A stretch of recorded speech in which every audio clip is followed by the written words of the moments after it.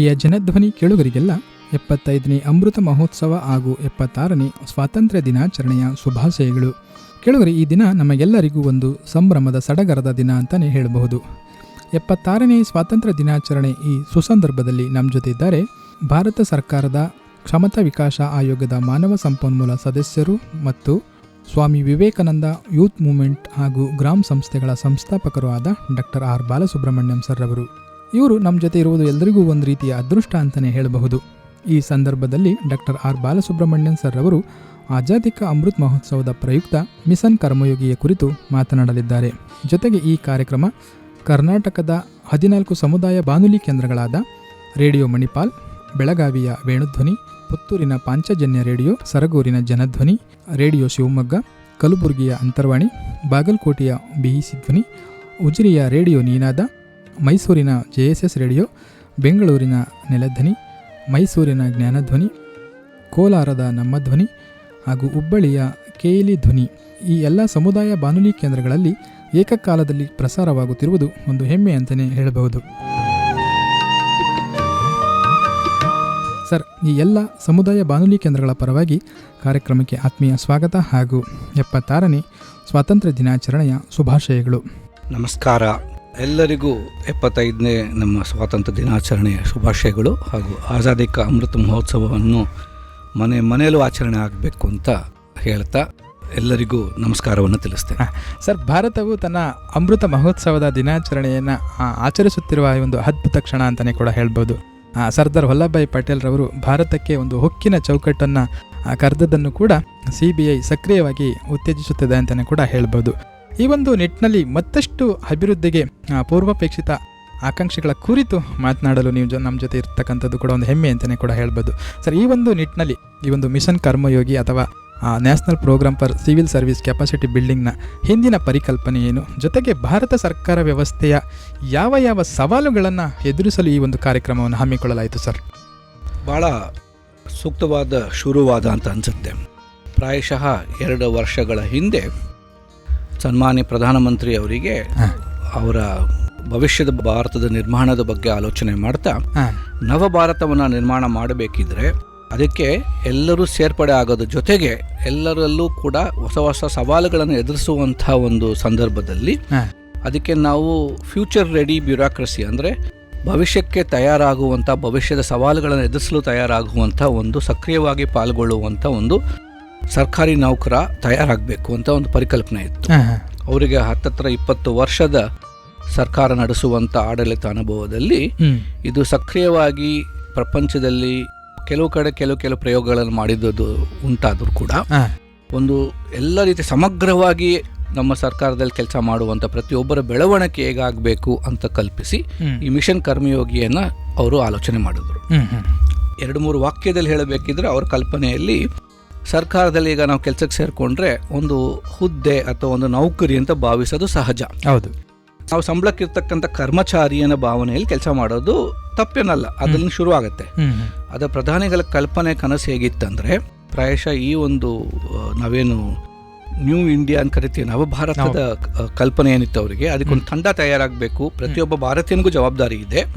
So ಅವನು ಕೇವಲ ಒಬ್ಬ ಕರ್ಮಚಾರಿಯಾಗಿ ದುಡಿದ್ರೆ ಸಾಲದು ಅಂತೇಳಿ ಕರ್ಮಚಾರಿಯ ಮನೋಭಾವನೆಯಿಂದ ಕರ್ಮಯೋಗಿ ಆಗಬೇಕು. ನಮ್ಮ ಭಗವದ್ಗೀತೆಯಲ್ಲಿ ಹೇಳಿರ್ತಕ್ಕಂತೆ ಎಲ್ಲವನ್ನೂ ತ್ಯಾಗಿಸಿ ಸಮಾಜಕ್ಕೋಸ್ಕರ, ರಾಷ್ಟ್ರಕ್ಕೋಸ್ಕರ, ರಾಷ್ಟ್ರದ ಬೆಳವಣಿಗೆಗೋಸ್ಕರ ದುಡಿಯುವಂಥ ಕರ್ಮಯೋಗಿಗಳು ತಯಾರಾಗಬೇಕು ಅಂತ ಮಿಷನ್ ಕರ್ಮಯೋಗಿ ಶುರುವಾದ.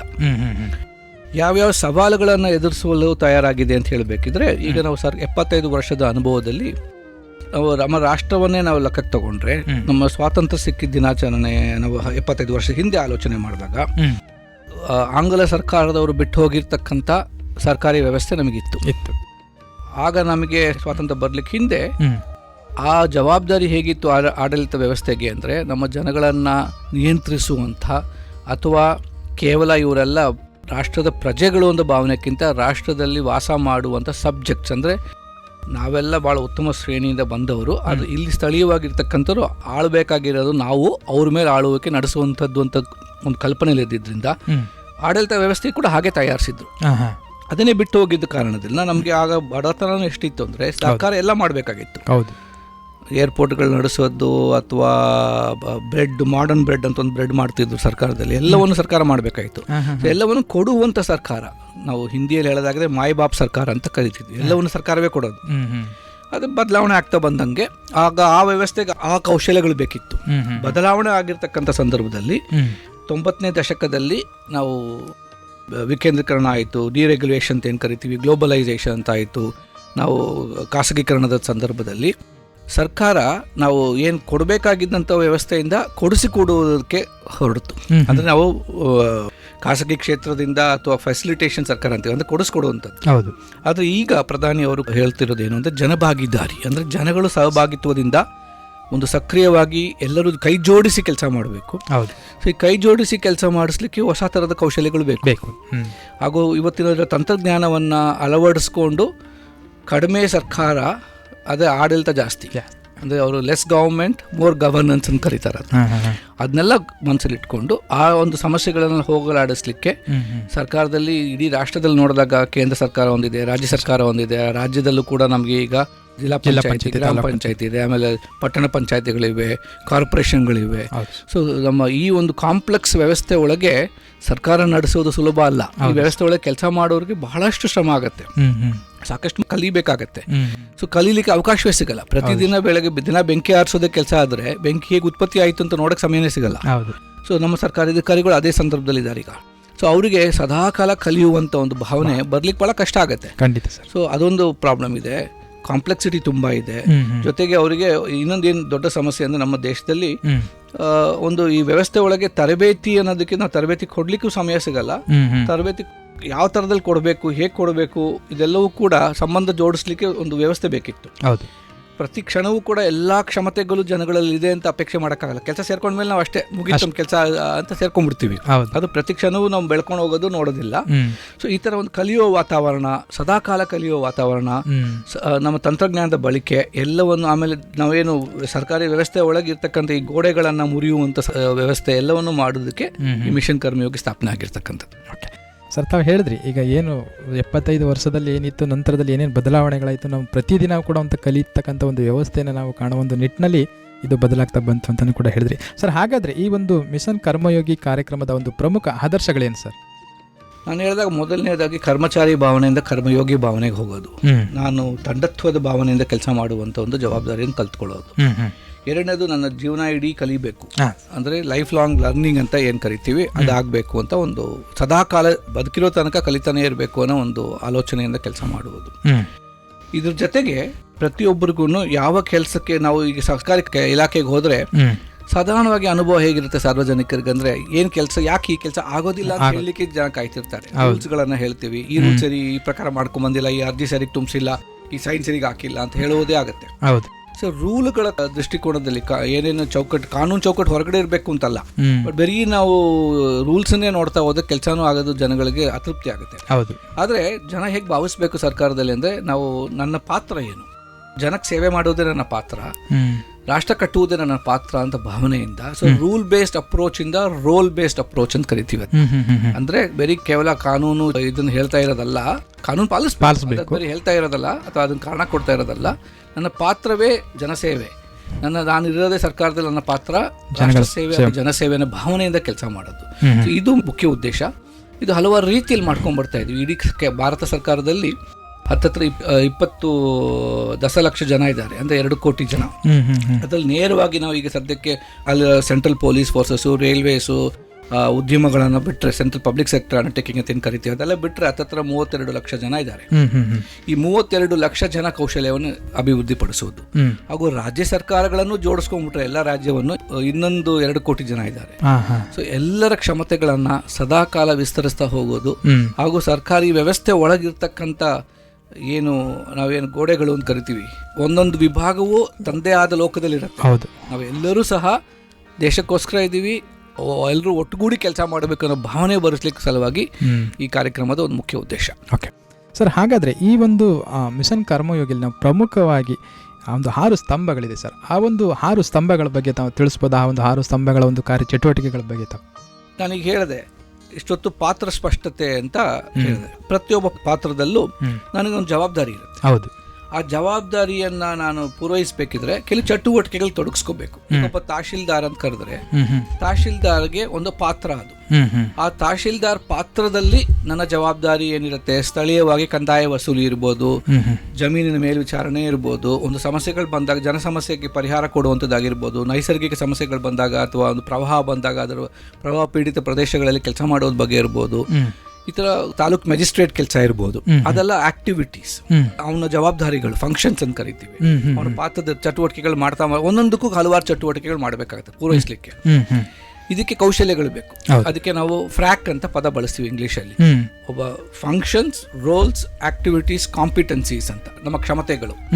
ಆ ಒಂದು ಚಟುವಟಿಕೆ ನಡೆಸಲಿಕ್ಕೆ ನಂಗೆ ಏನ್ ಕ್ಷಮತೆ ಬೇಕು ಅದನ್ನ ನಾನು ಪಡ್ಕೊಂಡ್ರೆ ನಾನು ಆ ಚಟುವಟಿಕೆ ಸರಿಯಾಗಿ ಮಾಡ್ಬೋದು, ನನ್ನ ಪಾತ್ರವನ್ನು ಸರಿಯಾಗಿ ನಿರ್ವಹಿಸಬಹುದು. ಇದು ಮೊದಲನೇ ಸ್ತಂಭ ಆಗುತ್ತೆ. ಅದನ್ನ ನಾವು ಪತ್ತೆ ಹಚ್ಚುವುದು, ಅದರಲ್ಲೇ ಬೆಳವಣಿಗೆ ಮಾಡೋದು. 3 ಥರದಲ್ಲಿ ನೋಡ್ತೀವಿ ಇದು. ಮೊದಲನೇದು ಮಾನಸಿಕವಾಗಿ ಅವನಿಗೆ ಸರ್ಕಾರದಲ್ಲಿ ಕೆಲಸ ಮಾಡಬೇಕಂದ್ರೆ ಮನೋಪರಿಸ್ಥಿತಿ ಇರಬೇಕು, ಸೊ ಅದಕ್ಕೆ ಬಿಹೇವಿಯರಲ್ ಕಾಂಪಿಟೆನ್ಸಿ ಅಂತ ಕರಿತೀವಿ. ಎರಡನೇದು ಫಂಕ್ಷನಲ್, ಅಂದ್ರೆ ನಾನು ತಹಶೀಲ್ದಾರ್ ಹುದ್ದೆಯಲ್ಲಿ ಕೆಲಸ ಮಾಡಲಿಕ್ಕೆ, ತಹಶೀಲ್ದಾರ್ ಆಗಿ ಕೆಲಸ ನಿರ್ವಹಿಸಲಿಕ್ಕೆ ಏನೇನು ನನಗೆ ಜವಾಬ್ದಾರಿ ಬೇಕು ಅದು. ಮೂರನೇದು ಡೊಮೇನ್ ಕಾಂಪಿಟೆನ್ಸಿ ಅಂತೀವಿ, ಅಂದ್ರೆ ಯಾವ ನಾನು ಕ್ಷೇತ್ರದಲ್ಲಿ ಕೆಲಸ ಮಾಡ್ತೀನಿ ಆ ಕ್ಷೇತ್ರಕ್ಕೆ ಸಂಬಂಧಪಟ್ಟಂಗೆ. ಈಗ ಒಬ್ಬ ತಹಶೀಲ್ದಾರ್ ರೆವಿನ್ಯೂ ಇಲಾಖೆಯಲ್ಲಿ ಇದ್ದಾರೆ ಅಂದ್ರೆ ರೆವಿನ್ಯೂ ಇಲಾಖೆಗೆ ಸಂಬಂಧಪಟ್ಟಂತ ಕಂದಾಯ ಇಲಾಖೆಗೆ ಬೇಕಿರ್ತಕ್ಕಂಥ ಎಲ್ಲಾ ಕೌಶಲ್ಯಗಳನ್ನು ಪಡ್ಕೋಬೇಕಾಗತ್ತೆ. ಸೊ ಇದು 3 ಕಾಂಪಿಟೆನ್ಸೀಸ್ ಅಂತ ಕರಿತೇವೆ.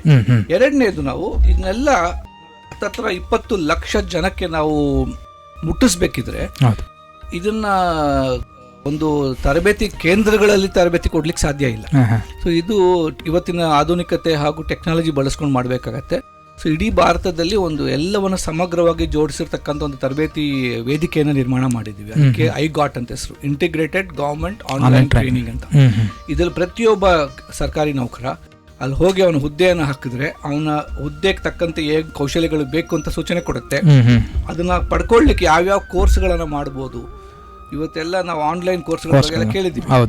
ಇದು ಸರ್ಕಾರದಲ್ಲೂ ಕೂಡ ಅವ್ರಗಳಿಗೂ ಸೇರಿಸುವಂಥದ್ದು ಎರಡನೇ ಇದಾಗತ್ತೆ. ಮೂರನೇದು, ಇದೆಲ್ಲ ನಡೆಸಲಿಕ್ಕೆ ಒಂದು ಸರ್ಕಾರದ ಬಲ ಬೇಕು, ಒಂದು ಮಾರ್ಗದರ್ಶನ ಬೇಕು.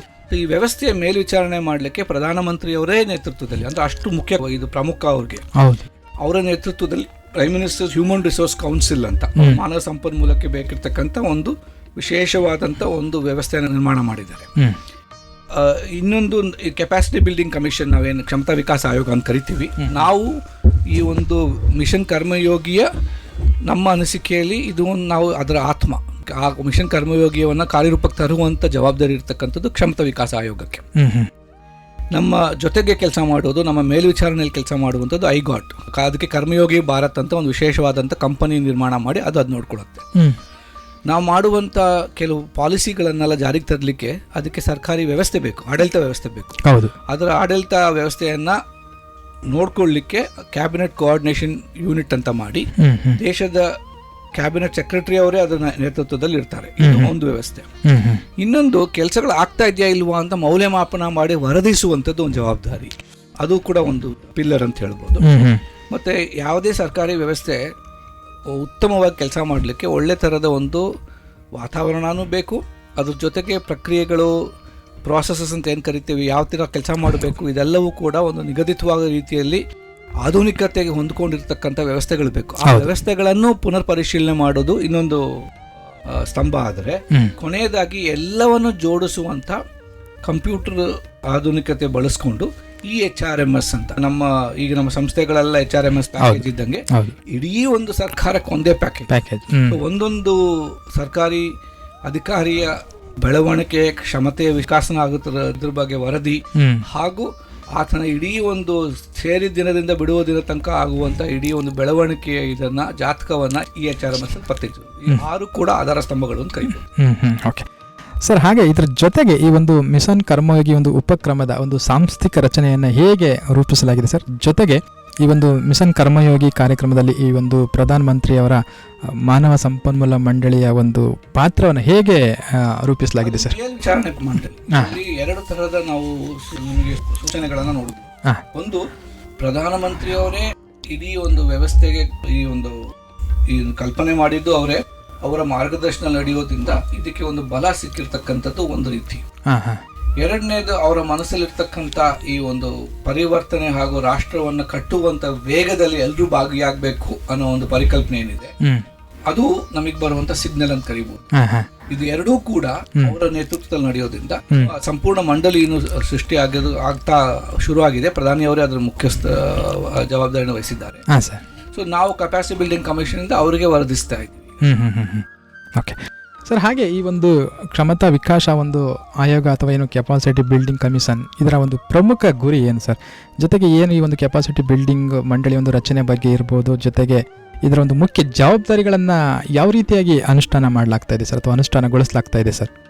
ನಮ್ಮಲ್ಲಿ ಕೆಪಾಸಿಟಿ ಬಿಲ್ಡಿಂಗ್ ಕಮಿಷನ್ ಅಂದ್ರೆ 3 ಜನ ಸದಸ್ಯರು ಹೊಂದಿರತಕ್ಕಂಥ ಒಂದು ಆಯೋಗ. ಹೌದು. ನಮ್ಮ ಆಯೋಗದ ಅಧ್ಯಕ್ಷರು ಶ್ರೀ ಆದಿಲ್ ಜೈನುಲ್ ಬಾಯ್ ಅಂತ ಖಾಸಗಿ ಕ್ಷೇತ್ರದಿಂದ ಬಂದಿರತಕ್ಕಂಥವ್ರು. ನಾನು ಈ ಸ್ವಯಂ ಸೇವಾ ಕ್ಷೇತ್ರ ಹಾಗೂ ಶೈಕ್ಷಣಿಕ ಕ್ಷೇತ್ರ ಅಕಾಡೆಮಿಕ್ ಸೆಕ್ಟರ್ ಇಂದ ಬಂದಿರತಕ್ಕವನು, ಪಾಠ ಬೋಧಿಸುವ ಹಿನ್ನೆಲೆಯಿಂದ ಬಂದಿರತಕ್ಕಂಥವನು. ಎರಡನೇದು 3ನೇ ಸದಸ್ಯರು IAS ಅಧಿಕಾರಿಯಾಗಿ ಕೆಲಸ ಮಾಡಿ 30-32 ವರ್ಷದ ಅನುಭವ ಪಡ್ಕೊಂಡಿರ್ತಕ್ಕಂಥ ಸರ್ಕಾರಿ ವ್ಯವಸ್ಥೆಯಿಂದಾನೆ ಬಂದವರು. ಹೌದು. ಈ 3 ಜನದ ಕೌಶಲ್ಯಗಳನ್ನು ತಗೊಂಡಾಗ ಬಹುಶಃ ಇವತ್ತು ಸರ್ಕಾರಕ್ಕೆ ಬೇಕಿರ್ತಕ್ಕಂಥದ್ದು ಕೇವಲ ಫೈಲ್ಗಳನ್ನ ನೋಡಿ ಸೈನ್ ಹಾಕೋದಲ್ಲ, ಈ ಸಮಾಜವನ್ನು ಮುಂದೆ ತಗೊಂಡು ಹೋಗುವಂತ ನಾಯಕತ್ವ, ಸರ್ಕಾರವನ್ನ ಬೆಳೆಸುವಂತ ಒಂದು ಜವಾಬ್ದಾರಿ, ಎಲ್ಲವನ್ನು ಅವ್ರಿಗೆ ಭವಿಷ್ಯದ ಬಗ್ಗೆ ಚಿಂತಿಸುವಂಥದ್ದು, ಜನಕ್ಕೆ ಏನ್ ಬೇಕು ಅಂತ ಆಲೋಚಿಸುವಂಥದ್ದು, ತಂತ್ರಜ್ಞಾನ ಸದ್ಬಳಕೆ ಮಾಡುವಂಥದ್ದು, ಇದಕ್ಕೆ ಬೇಕಿರೋ ಎಲ್ಲಾ ಕೌಶಲ್ಯಗಳು ನಮ್ಮ 3 ಜನರ ಜೊತೆಗೆ ಇರೋದ್ರಿಂದ ಈ ಕೆಲಸದ ಆಯೋಗದ ಕಾರ್ಯದರ್ಶಿಯಾಗಿ ಹೇಮಾಂಗ್ ಜಾನಿ ಅಂತ ಇದ್ದಾರೆ. ಅವರು ಪ್ರಧಾನಿಯವರ ವಿಶೇಷ ಅಧಿಕಾರಿಯಾಗಿ ಕೆಲಸನೂ ಮಾಡ್ತಿರೋದ್ರಿಂದ ಈ ಒಂದು ಆಯೋಗಕ್ಕೆ ಒಂದು ಎಲ್ಲಾ ತರದ ಕೌಶಲ್ಯಗಳು ತುಂಬಿರ್ತಕ್ಕಂಥ ಒಂದು ತಂಡವನ್ನು ರೂಪಣೆ ಆಗಿದೆ. 10-12 ಮುಖ್ಯವಾದ ಪ್ರಮುಖವಾದ ಜವಾಬ್ದಾರಿ ಇದೆ. ನಾವು 2-3 ತರದಲ್ಲಿ ಕೆಲಸ ಮಾಡ್ತೀವಿ. ಒಂದು ಸಪ್ಲೈ ಸೈಡ್ ಅಂದ್ರೆ ತರಬೇತಿ ನೀಡುವಂತ ಸಂಸ್ಥೆಗಳ ಮೇಲ್ವಿಚಾರಣೆ. 800 ಸಂಸ್ಥೆಗಳಿವೆ ಇಡೀ ರಾಷ್ಟ್ರದಲ್ಲಿ. ಇನ್ನೊಂದು ಕಡೆ ಕೇಂದ್ರ ಸರ್ಕಾರವನ್ನೇ ತಗೊಂಡ್ರೆ 60ಕ್ಕಿಂತ ಹೆಚ್ಚಿನ ಮಂತ್ರಾಲಯಗಳು, 93ಕ್ಕಿಂತ ಹೆಚ್ಚಿರ್ತಕ್ಕಂಥ ವಿಭಾಗಗಳು, ಅದರಲ್ಲಿ 2800 ಕಚೇರಿಗಳು, 32 ಲಕ್ಷ ಜನ ಕೆಲಸ ಮಾಡುವಂತ ಒಂದು ವ್ಯವಸ್ಥೆಯನ್ನ ಅವ್ರಿಗೆ ಬೇಕಿರ್ತಕ್ಕಂಥ ಕ್ಷಮತೆಗಳ ಬಗ್ಗೆ ಒಂದು ಪ್ಲಾನ್ ಅನ್ನ ತಯಾರಿಸುವುದು ಕೆಪಾಸಿಟಿ ಬಿಲ್ಡಿಂಗ್ ಪ್ಲಾನ್ ಅಂತ ಕರಿತೇವೆ. ಈ ಒಂದು ಕ್ಷಮತೆಯನ್ನ ವಿಸ್ತರಿಸುವಂತ ಒಂದು ಆಯೋಜನೆ, ಅದು ನಾವು ಪ್ಲಾನ್ ಅನ್ನ ಹಾಕಿ ಅದನ್ನ ಪೂರ್ವಹಿಸಲಿಕ್ಕೆ ಈ ವರ್ಷದೊಳಗೆ ಪೂರ್ವಹಿಸುವಂತ ಒಂದು ಜವಾಬ್ದಾರಿ. ಸೊ ಪ್ರತಿ ವರ್ಷ ಮಾಡ್ಬೇಕಾಗ್ತದೆ. ಇಡೀ ಕೌಶಲ್ಯಗಳ ಬಗ್ಗೆ ಒಂದು ನಮ್ಮ ಸರ್ಕಾರಿ ನೌಕರಿಗಳ ಕೆಲಸ ಮಾಡುವಂತ ಹಲವಾರು ಎಲ್ಲರನ್ನು ಜೋಡಿಸಿ ಎಷ್ಟು ಜನ ಇದ್ದಾರೆ, ಹೇಗೆ ಕೆಲಸ ಮಾಡ್ತಾರೆ, ಅವರ ಕೌಶಲ್ಯಗಳು ಏನಿದೆ, ಅವ್ರ ಕ್ಷಮತೆಗಳು ಏನಿದೆ, ಅವರ ತರಬೇತಿ ಯಾವ ತರ ಕೊಟ್ವಿ ಅಂತ ವರದಿಯನ್ನ ಪ್ರಧಾನಿಗಳು ಕೊಡುವಂತದ್ದು ಒಂದು ಜವಾಬ್ದಾರಿ.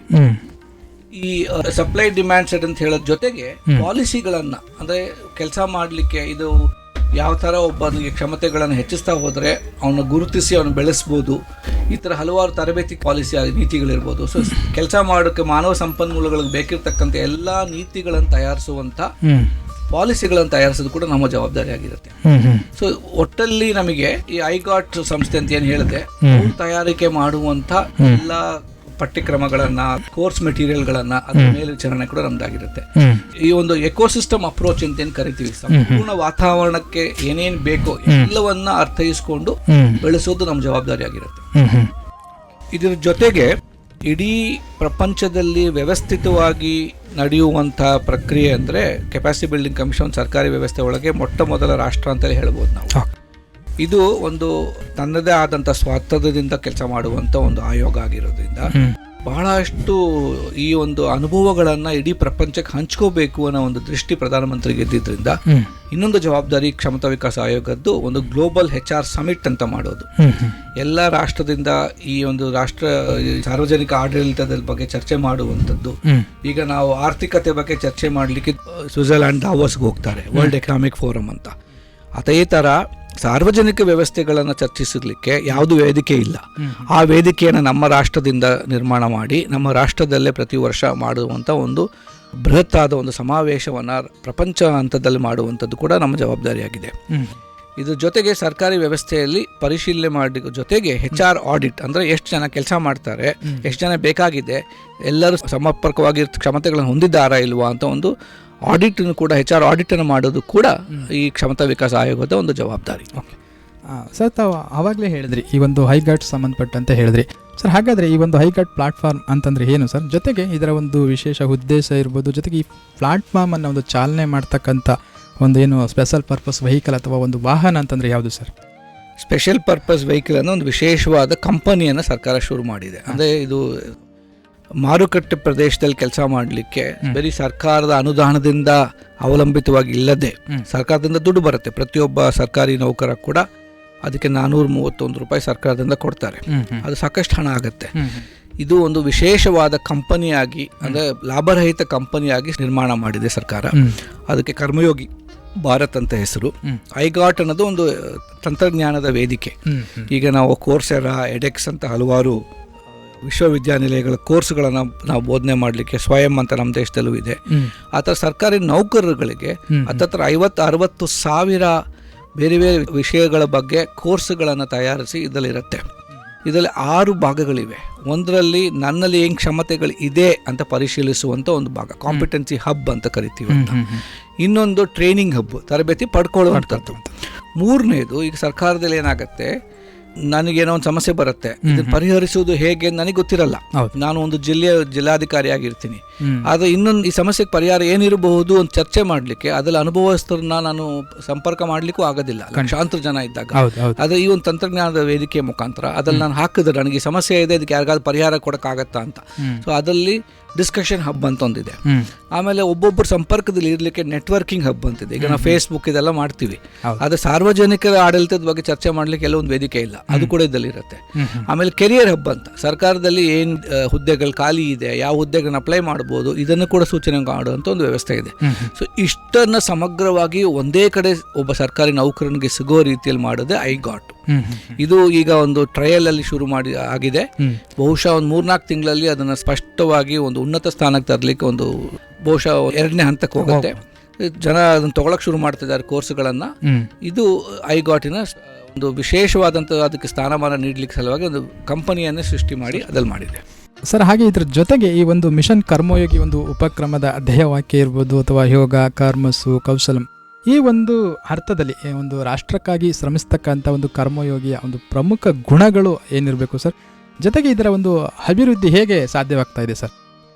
ಬಹಳಷ್ಟು ಇದೆ. ನಾವೆಲ್ಲ ಸಾಧಾರಣವಾಗಿ ಏನು ಅನ್ಕೊಂತೀವಿ, ಈಗ ನನ್ನನ್ನು ಸೇರ್ಪಡೆ ಮಾಡಿ, ನಾನು ಸರ್ಕಾರದಿಂದ ಹೊರತು ಇದ್ದು ಹೊರಗಡೆಯಿಂದ ನೋಡಿರ್ತಕ್ಕಂಥ ವ್ಯಕ್ತಿ ಆಗಿರೋದ್ರಿಂದ ನಮ್ಗೆಲ್ರಿಗೂ ಸರ್ಕಾರ ಬೇಕು. ಹೌದು. ಏನೇ ತೊಂದರೆ ಇದ್ದು ಸರ್ಕಾರವನ್ನ ಬೈತೀವಿ ನಾವು, ಸರಿ ಇಲ್ಲಪ್ಪ ಅಂತ. ರಸ್ತೆ ಚರಂಡಿಯಿಂದ ಹಿಡಿದು ಪರಿಸರದ ಮಾಲಿನ್ಯ ತನಕ ಎಲ್ಲದಕ್ಕೂ ಸರ್ಕಾರವೇ ಕಾರಣ ಅಂತೀವಿ. ನಾವುಗಳು ಇವತ್ತು ಒಬ್ಬ ಪ್ರಜೆಯಾಗಿ ನಮ್ಮ ಪಾತ್ರ ಏನು ಅಂತ ಕೂಡ ಮರ್ತು ಬಿಟ್ಟಿದ್ದೀವಿ. ಈ ಮಿಷನ್ ಕರ್ಮಯೋಗಿಯಲ್ಲಿ ಬಹಳ ಮುಖ್ಯವಾದಂಥ ಒಂದು ಜವಾಬ್ದಾರಿ ಪ್ರಧಾನಿಗಳು ನಮ್ಗೆ ವಹಿಸಿರೋದೇನು ಅಂದರೆ, ಪ್ರಜೆ ಕೇಂದ್ರಿತ ಆಡಳಿತ ತರಬೇಕು ಅಂತ. ಅವರು ಅದನ್ನು ಜನಭಾಗಿದಾರಿ ಅಂದರೆ ನಾವು ಭಾಗವಹಿಸಬೇಕು. ಹಾಗೂ ಸರ್ಕಾರದ ದೃಷ್ಟಿಕೋನ ಹೇಗಿರಬೇಕಂದ್ರೆ ಸಿಟಿಸನ್ ಸೆಂಟ್ರಿಕ್ ಗವರ್ನೆನ್ಸ್ ಅಂತ, ಅಂದರೆ ಪ್ರಜೆ ಕೇಂದ್ರಿತ ಆಡಳಿತ ಬರಬೇಕು, ಆ ವ್ಯವಸ್ಥೆ ಬರಬೇಕು. ಅವರೇನು ಸುಶಾಸನ ಅಂತ ಕರೀತಾರೆ, ಅವರ ಆಳುವಿಕೆ, ಸರ್ಕಾರದ ದೃಷ್ಟಿಕೋನ ಎಲ್ಲವೂ ಸಮಾಜದಲ್ಲಿ ಹೇಗಿರ್ಬೇಕಂದ್ರೆ ಪ್ರಜೆಗಳಿಗೋಸ್ಕರ ಅಂತ. ಇದನ್ನ ಬದಲಾವಣೆ ತರುವಂಥದ್ದು ಒಂದು ಪ್ರಕ್ರಿಯೆ. ಅದು ನಾಳೆ ಒಂದು ಬಟನ್ ಪ್ರೆಸ್ ಮಾಡಿಬಿಟ್ರೆ ಎಲ್ಲರೂ ಜನಕೇಂದ್ರಿತ ಆಗ್ಬಿಡ್ತಾರೆ ಅಂತಲ್ಲ. ಜನಕೇಂದ್ರಿತ ಆಡಳಿತ ತರಲಿಕ್ಕೆ ಒಂದು ಕಾಲಕ್ರಮೇಣವಾಗಿ ತರಬೇಕಾಗತ್ತೆ. 2-3 ಪ್ರಯೋಗಗಳನ್ನು ಮಾಡಿದ್ವಿ. ಇದರಲ್ಲಿ 2-3 ಸಮಸ್ಯೆಗಳು ಇವೆ. ಮೊದಲನೇದು, ಜನಕೇಂದ್ರಿತ ಸಂಬಂಧ ಬಂಧನ ಬರೋದು ಕೂಡ ರಾಜ್ಯ ಸರ್ಕಾರಗಳಿಗೆ ಪಂಚಾಯತ್ ಹಂತದಲ್ಲಿ, ಅದರ ಕೆಳಮಟ್ಟದ ಹಂತದಲ್ಲಿ. ಆದರೆ ಡೆಲ್ಲಿಯಲ್ಲಿ ಕೂತಾಗ ಕೇಂದ್ರ ಸರ್ಕಾರಕ್ಕೆ ಸಾಕಷ್ಟು ಕಾರ್ಯಕ್ರಮಗಳು ಜನಕೇಂದ್ರಿತ ಮಾಡಲಿಕ್ಕೆ ಈ ರಾಜ್ಯ ಆಡಳಿತ ವ್ಯವಸ್ಥೆಗಳ ಮುಖಾಂತರನೇ ಮಾಡಬೇಕಾಗುತ್ತೆ. ಕೆಲವು ರಾಜ್ಯಗಳು ಸ್ಪಂದಿಸ್ಬೋದು, ಕೆಲವು ರಾಜ್ಯಗಳು ಸ್ಪಂದಿಸದೆ ಹೋಗ್ಬೋದು. ಆದರೆ ನಾವು ಕೆಲವು ನೇರವಾಗಿ ಅನುಭವ ನಮಗೂ ಬರಬೇಕಲ್ಲ. ಕಳೆದ 1 ವರ್ಷದಲ್ಲಿ 2-3 ಪ್ರಯೋಗಗಳನ್ನು ಬಹಳ ಸಫಲವಾಗಿ ಮಾಡಿದ್ದೇವೆ. ಮೊದಲನೇದು, ಭಾರತೀಯ ರೈಲ್ವೆಯಲ್ಲಿ ಕೆಲಸ ಮಾಡುವಂಥ, ನಮ್ಮ ಭಾರತೀಯ ರೈಲ್ ಇಡೀ ಭಾರತ ಸಂಪರ್ಕ ಮಾಡುವಂಥ ಒಂದು ರೈಲ್ವೆ. ಅದು ಕೂಡ ಹೆಚ್ಚಿನ ಅಂಶ, ಹತ್ತಿರ 15 ಲಕ್ಷ ಜನ ಕೆಲಸ ಮಾಡುವಂಥ ಒಂದು ಮಹಾನ್ ಸಂಸ್ಥೆ. ರೈಲ್ವೆ ಇಲ್ಲದಿದ್ರೆ ಭಾರತವನ್ನು ನಾವು ಜೋಡಣೆ ಮಾಡಲಿಕ್ಕೆ ಆಗೋದಿಲ್ಲ. ಪ್ರತಿ ಹಳ್ಳಿಗೂ ಹೋಗೋದಕ್ಕೆ ಸಾಧ್ಯ ಇರತಕ್ಕಂಥದ್ದು ರೈಲ್ವೆಯಿಂದ. ಅದರಲ್ಲಿ ಕೆಲಸ ಮಾಡುವ ಜನಸಂಪರ್ಕ ಇರತಕ್ಕಂಥ 4 ಹುದ್ದೆಗಳು. ಆಶ್ಚರ್ಯ ಆಗ್ಬೋದು, 1 ಲಕ್ಷ ಜನ ಅಷ್ಟೇ. ಅದರಲ್ಲಿ TTEಗಳು, ಟಿಕೆಟ್ ಕೊಡುವಂಥ ಕ್ಲರ್ಕು, ಕೌಂಟರ್ಗೆ ಹೋಗಿ ಟಿಕೆಟ್ ಇಸ್ಕೊಂತೀವಲ್ಲ, ನಾವೇನೋ ಸಾಮಾನು ಬುಕ್ ಮಾಡಬೇಕಿದ್ರೆ ಪಾರ್ಸೆಲ್ ಕ್ಲರ್ಕ್ ಅಂತ ಕರೀತಾರೆ. ಹಾಗೂ ಸಣ್ಣ ಸ್ಟೇಷನ್ ಮಾಸ್ಟರ್ಗಳು. ದೊಡ್ಡ ಸ್ಟೇಷನಲ್ಲಿ ಜನಸಂಪರ್ಕ ಕಡಿಮೆ, ಸಣ್ಣ ಸ್ಟೇಷನ್ಗಳಲ್ಲಿ. ಇವರಿಗೆ ಜನಕೇಂದ್ರಿತವಾಗಿ, ಜನಸ್ನೇಹಿಯಾಗಿ ನಾವು ಪರಿವರ್ತಿಸ್ಬಿಟ್ರೆ ಭಾರತ ರೈಲೇ ಜನಸ್ನೇಹಿ ಆಗಿಬಿಡುತ್ತೆ. ಹೌದು. ಪ್ರಯತ್ನ ಮಾಡಿದ್ದೇವೆ. ಇಡೀ ಭಾರತದಲ್ಲಿ 6 ತಿಂಗಳೊಳಗೆ ಜನಕೇಂದ್ರಿತವಾಗಿ ಪರಿವರ್ತನೆ ಆಗುವಂಥ ತರಬೇತಿ ಆಗಲೇ ಕೊಡಿಸಲಾಗಿದೆ. ತುಂಬ ಬದಲಾವಣೆಗಳಾಗ್ತಾ ಇದೆ ಈಗ. ಅದೇ ಥರ ಎಲ್ಲೆಲ್ಲಿ ನೇರವಾಗಿ ಭಾರತ ಸರ್ಕಾರ ಆಡಳಿತ ನಡೆಸುವಂಥ ಯೂನಿಯನ್ ಟೆರಿಟರಿಗಳೇನಿದೆ, ಎಲ್ಲ ಪೊಲೀಸ್ ಅಧಿಕಾರಿಗಳಿಗೆ ಜನಕೇಂದ್ರಿತ ಪೊಲೀಸ್ ಆಗೋದು ಹೇಗೆ ಅಂತ ತರಬೇತಿ ನೀಡಲಾಗಿದೆ. ಈಗ ಕರ್ನಾಟಕ ಸರ್ಕಾರವು ಕೂಡ ನಮ್ಮನ್ನು ಕೇಳ್ಕೊಂಡಿದ್ದಾರೆ, ನಮ್ಮ ಶಿಕ್ಷಕರಿಗೆ ಹತ್ತತ್ರ 2 ಲಕ್ಷ ಶಿಕ್ಷಕರು 1ನೇ ಕ್ಲಾಸಿಂದ ಸೆಕೆಂಡ್ PUC ತನಕ ಪಾಠ ಮಾಡೋ ಶಿಕ್ಷಕರಿಗೆ ಶಿಕ್ಷಣ ಹೇಗೆ ಮಾಡಬೇಕು, ಅವರ ವಿಶೇಷವಾದಂಥ ವಿಷಯಗಳ ಬಗ್ಗೆ ತರಬೇತಿ ಸರ್ಕಾರ ಕೊಡ್ತಾ ಇದೆ. ಆಗಲಿ ಸಾಕಷ್ಟಿದೆ. ನಮಗೆ ಏನು ಸಮಗ್ರ ಶಿಕ್ಷಣ ಅಭಿಯಾನದಲ್ಲ ಆಗಿರ್ಬೋದು, ತರಬೇತಿಗಳು ತುಂಬ ಇದೆ. ಆದರೆ ಸಮಾಜದಲ್ಲಿ ಶಿಕ್ಷಕನ ಪಾತ್ರ ಬಹಳ ಪವಿತ್ರವಾದದ್ದು ಹಾಗೂ ಬಹಳ ಮುಖ್ಯವಾದದ್ದು ಕೂಡ. ಸರ್ಕಾರ ಹಾಗೂ ಸಮಾಜ ಹಾಗೂ ಪ್ರಜೆಗಳನ್ನು ಜೋಡಣೆ ತರುವಂಥ ಒಂದು ವೇದಿಕೆ ಅವರು. ಅವರಲ್ಲಿ ಕರ್ಮಯೋಗದ ಭಾವನೆ ತಂದು ಜನಸೇವೆಯೇ ಜನಾರ್ದನ ಸೇವೆ ಒಂದು ಪರಿಕಲ್ಪನೆಯಿಂದ ಶಿಕ್ಷಣಕ್ಕೆ ಒಬ್ಬ ಶಿಕ್ಷಕ ಸೈನಿಕನಾಗಿ ಕೆಲಸ ಮಾಡಲಿಕ್ಕೆ ಹೇಗೆ ಅಂತ ಯೋಚನೆ ಮಾಡಿ ಕರ್ಮಯೋಗಿ ಶಿಕ್ಷಕ್ ಅಂತ ಮೊಟ್ಟ ಮೊದಲಿಗೆ ಕರ್ನಾಟಕದಲ್ಲಿ ಇನ್ನೇನು ಬಹುಶಃ 3-4 ತಿಂಗಳು ಶುರು ಆಗಲಿಕ್ಕಿದೆ. ಒಂದು ಪ್ಲಾನಿಂಗಿನ ಕೊನೆ ಹಂತದಲ್ಲಿದೆ ಅದು. ಆ ಥರ ಹಲವಾರು ಜನಕೇಂದ್ರಿತ ತರಬೇತಿಗಳನ್ನು ಮಾಡ್ತಾ ಇದ್ವಿ. ಇದ್ರ ಜೊತೆಗೆ ತರಬೇತಿ ನೀಡುವ ಸಂಸ್ಥೆಗಳ ಬಗ್ಗೆ ನಾನೇನು ಹೇಳಿದೆ, ಅದು ಅಂತಾರಾಷ್ಟ್ರೀಯ ಹಂತಕ್ಕೆ ತಗೊಂಡೋಗ್ಬೇಕು ಅಂತ ಹೇಳಿ ಅದಕ್ಕೆ ಸ್ಟ್ಯಾಂಡರ್ಡ್ಸನ್ನು ಸೆಟ್ ಮಾಡಿದ್ದೀವಿ. ಯಾವ ಸ್ಟ್ಯಾಂಡರ್ಡಲ್ಲಿ ಇರಬೇಕು, ಅವರ ಆಡಳಿತ ಹೇಗಿರಬೇಕು, ಅದ್ರಲ್ಲಿ ಪಾಠ ಬೋಧಿಸುವಂಥವರ ಕೌಶಲ್ಯ ಹೇಗಿರಬೇಕು, ಬೋಧಿಸ್ಲಿಕ್ಕೆ ಅವ್ರಿಗೆ ಅರ್ಹತೆ ಏನಿರಬೇಕು. ಒಂದು ತರಬೇತಿ ಕಾರ್ಯಕ್ರಮ ಅಂದ ಕೂಡಲೇ ಕಾರ್ಯಕ್ರಮದಲ್ಲಿ ಹೇಗೆ ಟ್ರೈನಿಂಗ್ ನೀಡ್ ಅನಾಲಿಸಿಸ್ ಅಂತ ಕರಿತೇವೆ, ಯಾವ ಥರ ತರಬೇತಿ ಮಾಡಬೇಕು, ಹೇಗೆ ಮಾಡಬೇಕು, ಅವೆಲ್ಲ ಇವತ್ತು ವಯಸ್ಕರಿಗೆ ಬೋಧನೆ ಮಾಡುವುದೇ ಬೇರೆ ರೀತಿ, ಮಕ್ಕಳಿಗೆ ಬೋಧನೆ ಮಾಡೋದೇ ಬೇರೆ ರೀತಿ. ಸೊ ವಯಸ್ಕರಿಗೆ ಬೇಕಿರ್ತಕ್ಕಂಥ ಶಿಕ್ಷಣ ವ್ಯವಸ್ಥೆಯಲ್ಲಿ ಆ ಒಂದು ತಜ್ಞತೆಯನ್ನು ಪಡ್ಕೊಂಡು ಹೇಗೆ ಬೋಧಿಸಬೇಕು ಅನ್ನೋದು ಕೂಡ ತರಬೇತಿ ಕೊಡುವಂಥದ್ದು, ಅದು ಕೂಡ ಒಂದು ಕಡೆಯಿಂದ ಆಗ್ತಾ ಇದೆ. ಸೊ ಈ ಹಲವಾರು ಪರಿವರ್ತನೆಗಳು ಶುರುವಾಗಿದೆ. ಆ್ಯಂಡ್ ಮಿನಿಸ್ಟ್ರಿಗಳಾಗಲೇ ಇರೋದ್ರೆ ಒಂದೊಂದು ಮಂತ್ರಾಲಯದಲ್ಲೂ ಒಂದೊಂದು ಮಿನಿಸ್ಟ್ರಿಯಲ್ಲೂ ಅವ್ರಿಗೆ ಬೇಕಿರ್ತಕ್ಕಂಥ ಕೌಶಲ್ಯಗಳನ್ನು ಗುರುತಿಸುವಂಥ, ಅದು ಗುರುತಿಸಿದ ಮೇಲೆ ಅವರಿಗೆ ಕಾರ್ಯಕ್ರಮಗಳು ಮಾಡುವಂಥದ್ದು ಕೂಡ ಶುರುವಾಗಿದೆ. ಒಂದು ಸಣ್ಣ ಉದಾಹರಣೆ ಕೊಡ್ತೇನೆ. ಈಗ ವಿಮಾನ ಸಂಚಾರದ ಮಂತ್ರಾಲಯ ಏನಿದೆ, ಈಗ ನಾವು ಏರ್ ಇಂಡಿಯಾ ಮಾರಾಟ ಆಗೋಯ್ತು, ಆದರೆ ಸುಮಾರು ಏರ್ಪೋರ್ಟ್ಗಳು ಪ್ರೈವೇಟೈಸ್ ಆಗ್ತಾ ಇದೆ. ಅದು ಪ್ರೈವೇಟ್ ಏರ್ಲೈನ್ಗಳು ಹೇಗೆ ನಡೀಬೇಕು ಅಂತ ಒಂದು ಆಲೋಚನೆ ಇರುತ್ತೆ. ಅರ್ಥ ಮಾಡ್ಕೋಬೇಕು ಅವರು. ಪ್ರಧಾನಿಯವರ ಕಲ್ಪನೆ ಹೇಗಿದೆ ಅಂದರೆ, ಸರ್ಕಾರದ ಗುರಿ ಹೇಗಿರಬೇಕು ಅಂದರೆ $5 ಟ್ರಿಲಿಯನ್ ಉತ್ಪತ್ತಿ ಮಾಡುವಂಥ ಒಂದು ಆರ್ಥಿಕ ವ್ಯವಸ್ಥೆ, ಎಲ್ಲರನ್ನ ಜೋಡಿಸಿ ಅಂತ್ಯೋದಯದಲ್ಲಿರ್ತಕ್ಕಂಥ ಪ್ರತಿಯೊಬ್ಬರು ಭಾಗವಹಿಸುವಂಥ ವಿಕಾಸ ಆಗಬೇಕು. $5 ಟ್ರಿಲಿಯನ್ ಎಕಾನಮಿ ಬೆಳಿಬೇಕು. 2 ತಂತ್ರಜ್ಞಾನಕ್ಕೆ ಬೆಳಕೆ ಆಗಬೇಕು, ಜನಕೇಂದ್ರಿತ ಆಡಳಿತ ಬರಬೇಕು, ಆತ್ಮನಿರ್ಭರತೆ ಇರಬೇಕು. ಇದೆಲ್ಲ ಪ್ರಧಾನಿ ಕೊಟ್ಟಿರ್ತಕ್ಕಂಥ ನಮಗೆ ಗುರಿಗಳು. ಪ್ರತಿಯೊಂದು ಮಂತ್ರಾಲಯವನ್ನು ಈ ಥರ ನಾವು ನೋಡ್ಕೊಂಡು ಬಂದಾಗ $5 ಟ್ರಿಲಿಯನ್ ಆಗಬೇಕಿದ್ರೆ ಖಾಸಗಿ ವ್ಯವಸ್ಥೆನೂ ಜೋಡಣೆ ಆಗಬೇಕು, ಬರೀ ಸರ್ಕಾರದಿಂದನೇ ಆಗ್ಲಿಕ್ಕೆ ಸಾಧ್ಯ ಇಲ್ಲ. ಸೊ ಇವತ್ತು ವಿಮಾನ ಸಂಚಾರದ ಮಂತ್ರಾಲಯಕ್ಕೆ ಹೇಗೆ ಇದ್ರಲ್ಲಿ ಭಾಗವಹಿಸಬಹುದು ಅಂತ ನೋಡಿದಾಗ ಪ್ರೈವೇಟ್ ಸೆಕ್ಟರ್ ಬಗ್ಗೆ ಅರ್ಥ ಆಗಬೇಕಲ್ಲ ಮೊದಲು. ಸೊ ಬ್ಯಾಚ್ ಆಗಿ ಪ್ರೈವೇಟ್ ಏರ್ಲೈನ್ ಕಂಪನಿಗಳು, ಇಂಡಿಗೋ ಇರ್ಬೋದು ಅಥವಾ ಏರ್ ಏಷ್ಯಾದಲ್ಲಿ ಕೆಲಸ ಮಾಡೋದಾಗ ಹೋಗಿ ಒಂದು ವಾರ 15 ದಿವಸ ಅವರೇ ಕೆಲಸ ಮಾಡ್ತಾರೆ. ಅವರ ಸಮಸ್ಯೆಗಳೇನು, ಯಾಕಂದರೆ ಪ್ರಧಾನಿ ಹೇಳ್ತಾರೆ is of living, is of doing business ಅಂತ. ಬಿಸ್ನೆಸ್ ಹೇಗೆ ಆಗುತ್ತೆ, ಈ ವ್ಯಾಪಾರಿ ಕ್ಷೇತ್ರದಲ್ಲಿ ಅವರ ಸಮಸ್ಯೆಗಳೇನು, ಅವ್ರು ಹೇಗೆ ನಡೆಸ್ತಾರೆ, ಅವ್ರಿಗೆ ಅನುಕೂಲ ಹೇಗೆ ಮಾಡಿಕೊಡೋದು. ಅಂದರೆ ರಾಷ್ಟ್ರದ ಕಾನೂನನ್ನು ಮನಸ್ಸಲ್ಲಿ ಇಟ್ಕೊಂಡು ಆ ಚೌಕಟ್ಟು ಒಳಗೇನೆ ಅವ್ರಿಗೆ ಏನೇನು ಅನುಕೂಲ ಮಾಡಿಕೊಡ್ಬೋದು ಸರ್ಕಾರ. ಈ ಥರ ಮುನ್ನಾಲೋಚನೆಯಿಂದ ಈ ಕಾರ್ಯಕ್ರಮಗಳೆಲ್ಲ ಸಾಕಷ್ಟು ಈ ಥರ ನಡೀತಾ ಇದೆ. ಇದೆಲ್ಲ ಸಣ್ಣ ಸಣ್ಣ ಉದಾಹರಣೆಗಳಾದರೂ ಕೂಡ ಇದನ್ನೆಲ್ಲ ಒಟ್ಟಾರೆ ನೋಡಿದಾಗ ಒಂದು ಪರಿವರ್ತನೆ ಹವೆ ಶುರುವಾಗಿದೆ. ನಾವೆಲ್ಲ ಇರ್ತಕ್ಕಂಥದ್ದು ಬಹಳ ಅದ್ಭುತವಾದ ಸಮಯದಲ್ಲಿ ನವ ಭಾರತ ನಿರ್ಮಾಣ ಆಗ್ತಿದೆ, ನಾವೆಲ್ಲ ನೋಡ್ತಾ ಇದ್ದೀವಿ. ಅದು ಯುವಕರಿಗೆಲ್ಲ ಇವತ್ತೊಂದು ಅದ್ಭುತ ಅವಕಾಶ ಕೂಡ ಇದು, ಅದ್ರಲ್ಲಿ ಭಾಗವಹಿಸ್ಲಿಕ್ಕೆ. ಅದನ್ನ ಪೂರ್ವಕವಾಗಿ ಸರ್ಕಾರಿ ವ್ಯವಸ್ಥೆ ಕೂಡ ಬಲವರ್ಧನೆ ಆಗ್ತಿರೋದು ಬಹಳ ಸಂತೋಷ ಕೊಡುವಂತ ವಿಚಾರ. ಸರ್, ಇದ್ರ ಜೊತೆಗೆ ನಾವು ಈ ಒಂದು ರೂಲ್ ಟು ರೂಲ್ ಇದ್ರ ಬಗ್ಗೆ ನಾವು ಮಾತನಾಡಿದ್ರೆ ಸರ್, ಏನಿದೆ ಸರ್ ಈ ಒಂದು ರೂಲ್ ಟು ರೂಲ್ ಆಧಾರಿತ ವಿಧಾನ ಅಂತಂದ್ರೆ ಏನು ಸರ್ ಇದು? ನಾನು ಆಗ್ಲೇ ಹೇಳಿದ್ನಲ್ಲ, ರೂಲ್ ಟು ರೂಲ್ ಅಂತ. ನಾವೆಲ್ಲ ಒಂದು ಕಚೇರಿಗೆ ಹೋದ್ರೆ ಅಲ್ಲ ರೀ ಅರ್ಜಿ ಸರಿಗೆ ಬರ್ಕೊಂಬಂದಿಲ್ಲ, ಇದನ್ನ ಸರಿಯಾಗಿ ಸೈನ್ ಹಾಕಿಲ್ಲ, ಈ ಅಧಿಕಾರಿ ಸೈನ್ ಹಾಕಿಲ್ಲ ಅಂತ ನಾವು ಕಾನೂನನ್ನು ಹೇಳೋದೇ ಆಗತ್ತೆ. ಹೌದು, ಆ ಪರಿಹಾರ ಹೇಗೆ ಕೊಡೋದು ಅಂತ ಹೇಳಲ್ಲ. ಆದ್ರೆ ಪರಿಹಾರ ಕೊಡದೇ ಇರ್ಲಿಕ್ಕೆ ಏನೇನು ನೆಪಗಳು ಕೊಡ್ಬೋದು ಅದೆಲ್ಲ ಕೇಳ್ತಾರೆ. ಸೊ ರೂಲ್ಸ್ ಮುಖ್ಯ, ಪಾಲಿಸ್ಬೇಕು ನಾವು. ಹೌದು. ಆದರೆ ನನ್ನ ಪಾತ್ರ ರಾಷ್ಟ್ರ ಸೇವೆ, ಜನಸೇವೆ ಅಂತ ನಾನು ನೋಡಿದಾಗ, ಈಗ ಒಂದು ಡಾಕ್ಟರ್ ಇರ್ಬೋದು, ಡಾಕ್ಟರ್ ಪಾತ್ರ ಕೇವಲ ಕಾಯಿಲೆ ಬಂದಾಗ ಟ್ರೀಟ್ಮೆಂಟ್ ಕೊಡೋದಲ್ಲ. ಡಾಕ್ಟ್ರಿನ ಪಾತ್ರ ಸಮಾಜವನ್ನ ಆರೋಗ್ಯವಾಗಿಡೋದು, ಅದು ಅವ್ರ ಪಾತ್ರ ಸ್ಪಷ್ಟತೆ. ಅವ್ರಿಗೆ ಮನ್ಸಿಗೆ ಬಂದರೆ ಅದು ಆರೋಗ್ಯವಾಗಿಡ್ಲಿಕ್ಕೆ ಏನೆಲ್ಲ ಮಾಡ್ಲಿಕ್ಕೆ ಸಾಧ್ಯವೋ ಅದೆಲ್ಲ ಆಲೋಚನೆ ಮಾಡ್ತಾರೆ ಅವರು. ಇಲ್ಲ ರೀ ನಾನು ಕಾಯಿಲೆ ಟ್ರೀಟ್ಮೆಂಟ್ ಕೊಡೋದು ಮಾತ್ರ ನನ್ನ ಜವಾಬ್ದಾರಿ ಅಂತ ನೋಡ್ಬಿಟ್ರೆ, ನಾನು ಆಸ್ಪತ್ರೆಗೆ ಹೋಗ್ತೀನಿ, ನಂಗೆ ತೋರಿಸ್ಕೊಂತೀನಿ, ಅವ್ರಿಗೆ ಒಂದು ಚೀಟಿ ಬರ್ಕೊಡ್ತಾರೆ, ಔಷಧಿ ಕೊಡ್ತಾರೆ, ಬರ್ತೀನಿ. ಅಲ್ಲಿಗೆ ನಿಲ್ಸ್ಕೊಡಲ್ಲ ಅವರು. ಪಾತ್ರ ಸ್ಪಷ್ಟತೆ ಇದ್ರೆ, ನನ್ನ ಆರೋಗ್ಯ ಮಾತ್ರ ಅಲ್ಲ ಸಮಾಜ ಆರೋಗ್ಯವು ನನ್ನ ಜವಾಬ್ದಾರಿ ಅಂತಿದ್ರೆ, ಅದಕ್ಕೇನೆಲ್ಲ ಮಾಡಬೇಕು ಅದನ್ನೆಲ್ಲ ಚಿಂತಿಸ್ತೀನಿ ನಾನು. ಇಲ್ಲಿ ರೂಲ್ಸ್ ಪ್ರಕಾರ ನಾನು ಮಾಡೋ ಕೆಲಸ 8 ಗಂಟೆಗೆ ಬರ್ತೀನಿ, 5 ಗಂಟೆಗೆ ಹೋಗ್ತೀನಿ ಅಂತ ಹೇಳ್ಬೋದು. ಅದಲ್ಲಪ್ಪ ನನ್ನ ಜವಾಬ್ದಾರಿ, ಅದು ಹೌದು ಸರಿ. ಆದರೆ ರಾಷ್ಟ್ರ ಕಟ್ಟುವುದು ನನ್ನ ಜವಾಬ್ದಾರಿ, ಸಮಾಜವನ್ನು ಆರೋಗ್ಯವಾಗಿಡೋದು ನನ್ನ ಜವಾಬ್ದಾರಿ. ಅಂದರೆ ಆ ರೂಲ್ಸನ್ನು ಬಿಟ್ಟು ರೂಲ್ಸನ್ನು ಚಿಂತಿಸದೆ ಮನಸ್ಸಲ್ಲಿ ಇಟ್ಕೊಂಡು ಆದರೆ ಒಂದು ಪಾತ್ರವನ್ನು ಪೂರೈಸೋದು ಹೇಗೆ ಅಂತ ಆಲೋಚನೆ ಮಾಡುವುದು ರೂಲ್ ಟು ರೋಲ್ ಅಂತ ಹೇಳ್ತೇವೆ. ಓಕೆ ಸರ್, ಹಾಗಾದರೆ ಈ ಒಂದು ಎಲ್ಲ ಕೆಲಸಗಳನ್ನು ಹೇಗೆ ಮೌಲ್ಯಮಾಪನ ಮಾಡಲಾಗ್ತಾಯಿದೆ ಸರ್? ಜೊತೆಗೆ ಸೊ ಇಲ್ಲಿವರೆಗೆ ಈ ಒಂದು ಮಿಷನ್ ಕರ್ಮಯೋಗಿಯ ಒಂದು ಕಾರ್ಯಕ್ರಮ ಯಾವ ರೀತಿ ಒಂದು ಪರಿಣಾಮವನ್ನು ಬೀರಿದೆ ಸರ್? ಇದು ಕೇವಲ 1 ವರ್ಷ, ಏಪ್ರಿಲ್ 1ಕ್ಕೆ ಹೋದ ವರ್ಷ ಶುರು ಆಗಿರ್ತಕ್ಕಂಥದ್ದು. 1 ವರ್ಷದಲ್ಲಿ ಇಡೀ ಭಾರತವನ್ನು ಒಂದೇ ವರ್ಷದಲ್ಲಿ ಬದಲಾವಣೆ ಆಗ್ಬಿಟ್ಟಿದೆ ಅಂತ ಹೇಳಿದ್ರೆ ತಪ್ಪಾಗುತ್ತೆ. ಬದಲಾವಣೆ ಶುರುವಾದ ಆಗಿದೆ. ಈಗ ನಾವು ತರಬೇತಿ ಕಾರ್ಯಕ್ರಮ ಅಂತ ಹೇಳ್ತೀನಿ. ತರಬೇತಿ ಕಾರ್ಯಕ್ರಮ 75 ವರ್ಷದಿಂದ ತರಬೇತಿ ಕೊಡ್ತಾ ಬರ್ತಿದ್ದಾರೆ ಈ 800 ಸಂಸ್ಥೆಗಳಲ್ಲಿ. ತರಬೇತಿ ಪಡ್ಕೊಂಡ್ಮೇಲೆ ಏನಾಯ್ತು? ಯಾರು ಕೇಳಿಲ್ಲ. ಹೌದು ಹೌದು. ಆದರೆ ಇವತ್ತು ನಾವು ಇದನ್ನೆಲ್ಲ ಕೇಳ್ತಾ ಇದ್ವಿ. ತರಬೇತಿ ಆದಮೇಲೆ, ತರಬೇತಿ ಕಾರ್ಯಕ್ರಮ ಮುಗಿದ ನಂತರವೇ ಬದಲಾವಣೆ ಏನಾಯ್ತು, 3 ತಿಂಗಳ ನಂತರ ಮಾನಸಿಕ ಪರಿವರ್ತನೆ ಏನಾದರೂ ಆಯ್ತೆ, 6 ತಿಂಗಳ ನಂತರ ಪರಿವರ್ತನೆ ಆಯ್ತೆ, 1 ವರ್ಷದ ನಂತರ ಸಮಾಜದಲ್ಲಿ ಅಥವಾ ಜನಗಳ ಜೀವನದಲ್ಲಿ ಏನಾದ್ರು ಪರಿವರ್ತನೆ ಆಗ್ತಾ ಇದೆಯಾ? ನಾನು ತರಬೇತಿ ಪಡ್ಕೊಂಬಂದಿದ್ದೀನಿ. ಉದಾಹರಣೆಗೆ ಹೇಳ್ತೀನಿ, ನಾನು BDO ಅಂತ ಇಟ್ಕೊಳ್ಳೋಣ. ನನ್ನ ಬ್ಲಾಕ್ ಅನ್ನ ನಾನು ಅಭಿವೃದ್ಧಿ ಹೇಗೆ ಮಾಡಬೇಕು ಅಂತ ತರಬೇತಿ ಪಡ್ಕೊಂಡ್ಬರ್ತೀನಿ. ಆಮೇಲೆ ಯಾರು ಕೇಳೋದಿಲ್ಲ ಪ್ರಶ್ನೆ. ಇವತ್ತು ನಾವು ತರಬೇತಿ ಪಡ್ಕೊಂಡ ನಂತರ 3 ತಿಂಗಳಲ್ಲಿ ನಿನಗೆ ಜನ ಕೇಂದ್ರಿತವಾದ ಆಡಳಿತ ತರದಲ್ಲಿ ನೀನೇನು ಮಾಡಿದ್ಯಾ ಅಳೆಯೋದನ್ನು ಮಾಡ್ತೇವೆ. 1 ವರ್ಷದ ನಂತರ ಜನಗಳ ಜೀವನದಲ್ಲಿ ಪರಿವರ್ತನೆ ಏನಾದರೂ ಆಗಿದೆಯಾ? ಕೊನೆಗೆ ಅದು ಮುಖ್ಯ. ನಾವು ಸಿಟಿಸನ್ ಸೆಂಟ್ರಿಕ್ ಅಂದಾಗ ಜನಗಳ ಜೀವನದಲ್ಲಿ ಪರಿವರ್ತನೆ ಆಗಬೇಕು, ಅದು ಅಳತೆ ಆಗುತ್ತೆ. ಸೊ ಇದೆಲ್ಲವನ್ನು ಕ್ರೋಢೀಕರಿಸಿ ಒಂದು ವರದಿ ತಯಾರು ಮಾಡ್ತಾ ಇದ್ವಿ. ಇನ್ನೊಂದು 3-4 ತಿಂಗಳಲ್ಲಿ ಈ ವರದಿಯನ್ನು ಪ್ರಧಾನಿಗಳ ಮುಖಾಂತರ ಅವರ ಮಂಡಳಿಗೆ ಸಬ್ಮಿಟ್ ಮಾಡ್ತೀವಿ. ಇದರಲ್ಲಿ ಇಡೀ ಒಂದು ವ್ಯವಸ್ಥೆಯಲ್ಲಿ ಎಲ್ಲ ಹಂತದಲ್ಲೂ ಮೌಲ್ಯಮಾಪನ ಆಗ್ತಿರೋದ್ರಿಂದ ಅಂಡ್ ಇದು ನಮ್ಮ ಚಟುವಟಿಕೆಗಳನ್ನ ನೇರವಾಗಿ ಪ್ರಧಾನಿಗೆ ವರದಿಸುವುದರಿಂದ ಬಹಳ ಉನ್ನತ ಹಂತದಲ್ಲಿ ಮೌಲ್ಯಮಾಪನ ನಡೀತಾ ಇರುತ್ತೆ ಅಂತ ಹೇಳ್ಬೋದು. ಸರ್, ಹಾಗಾದ್ರೆ ಈ ಒಂದು ಮಿಷನ್ ಕರ್ಮಯೋಗಿಯಲ್ಲಿ ಸೊ ಯಾರ್ಯಾರು ಒಳಪಡ್ತಾರೆ ಸರ್? ಜೊತೆಗೆ ಯಾರಾದರೂ ಈ ಒಂದು ಕಾರ್ಯಕ್ರಮದಲ್ಲಿ ಸ್ವಯಂ ಪ್ರೇರಣೆಯಿಂದ ಇದರಲ್ಲಿ ಏನಾದ್ರು ಭಾಗವಹಿಸಲು ಸಾಧ್ಯನೇ ಹೇಗೆ ಸರ್? ಇದು ಸದ್ಯಕ್ಕೆ ನಾನು ಹೇಳಿದಾಗೆ ಕೇಂದ್ರ ಹಾಗೂ ಯಾವ್ಯಾವ ರಾಜ್ಯ ಸರ್ಕಾರಗಳು ನಮಗೂ ಒಳಪಡಿಸಿ ಅಂತ ಕೇಳ್ಕೊಂತಾರೋ ಎಲ್ಲರೂ ಒಳಪಡ್ತಾರೆ. ಸರ್ಕಾರಿ ಕೆಲಸದಲ್ಲಿ ಇರೋರು ಅಂತ ಲೆಕ್ಕ ತಗೊಂಡ್ರೆ ನಾನು ಹೇಳಿದಾಗೆ 4 ಕೋಟಿ.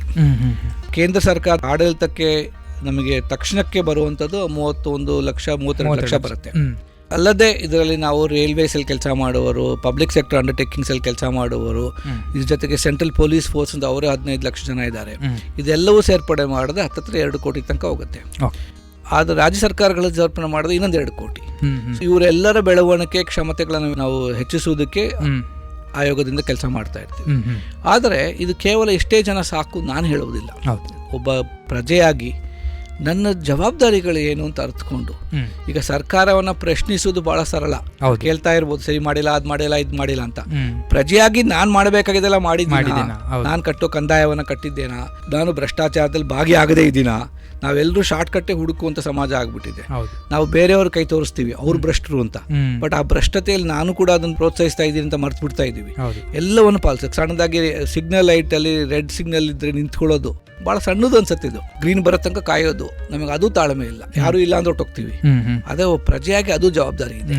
ಸಮಾಜದ ಬೆಳವಣಿಗೆ ಆಗ್ಬೇಕಿದ್ರೆ ಎಲ್ಲರೂ ಸಕ್ರಿಯವಾಗಿ ಭಾಗವಹಿಸಬೇಕು.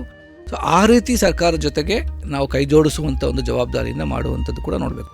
ಈಗ ಉದಾಹರಣೆ ಕೊಡಬೇಕಿದ್ರೆ ಕೋವಿಡ್ ಸಂದರ್ಭದಲ್ಲಿ ಎಲ್ಲರೂ ಕೈ ಜೋಡಿಸಿ ಕೆಲಸ ಮಾಡಿದ್ರು. ಸಾರ್ವಜನಿಕರು, ಸ್ವಯಂ ಸೇವಾ ಸಂಸ್ಥೆಗಳು, ಸರ್ಕಾರಿ ವ್ಯವಸ್ಥೆ ಎಲ್ಲವೂ ಕೂಡ ಕೈ ಜೋಡಿಸ್ಕೊಂತು. ಖಾಸಗಿ ಕ್ಷೇತ್ರ ಒಂದು ಉದಾಹರಣೆ ನಮ್ಮ ಕಣ್ಣೆದುರುಗಡೆ ಇದೆ. ಎಷ್ಟು ಅದ್ಭುತವಾಗಿ ಕೆಲಸ ಮಾಡಿ ಬಹುಶಃ ಪ್ರಪಂಚದಲ್ಲೇ ಬಹಳ ಚೆನ್ನಾಗಿ ಇದನ್ನ ವ್ಯವಸ್ಥಿತವಾಗಿ ಒಂದು ಹಂತಕ್ಕೆ ನಾವು ಇದನ್ನ ಪಾರಾಗ್ಲಿಕ್ಕೆ ಪಟ್ಟಿರೋ ದೇಶ ಅಂದ್ರೆ ಭಾರತ ದೇಶ. ಹೆಮ್ಮೆಯಿಂದ ಹೇಳ್ಕೋಬಹುದು. ನಾವೆಲ್ಲರೂ ಒಟ್ಟಿಗೆ ಕೆಲಸ ಮಾಡಿರೋ ಉದಾಹರಣೆ ನಮ್ಮ ಕಣ್ಣೆದುರುಗಡೆ ಇದ್ದಾಗ ಇದನ್ನೇ ರಾಷ್ಟ್ರದ ಅಭಿವೃದ್ಧಿಗೆ, ಪೌಷ್ಟಿಕತೆ ಬಗ್ಗೆ ಇರ್ಬೋದು ಅಥವಾ ಬಡತನದ ಬಗ್ಗೆ ಇರ್ಬೋದು, ಎಲ್ಲವೂ ಕೂಡ ರಾಷ್ಟ್ರ ಸಮಸ್ಯೆಗಳು. ಇದನ್ನ ಪರಿಹರಿಸಲಿಕ್ಕೆ ಸರ್ಕಾರ ಜೊತೆ ಕೈ ಜೋಡಿಸಬೇಕು ಅನ್ನೋ ಮನೋಭಾವನೆಯಲ್ಲಿ ನಾವು ಕೆಲಸ ಮಾಡಿದ್ರೆ ಅದೇ ಒಂದು ದೊಡ್ಡ ಕೊಡುಗೆ.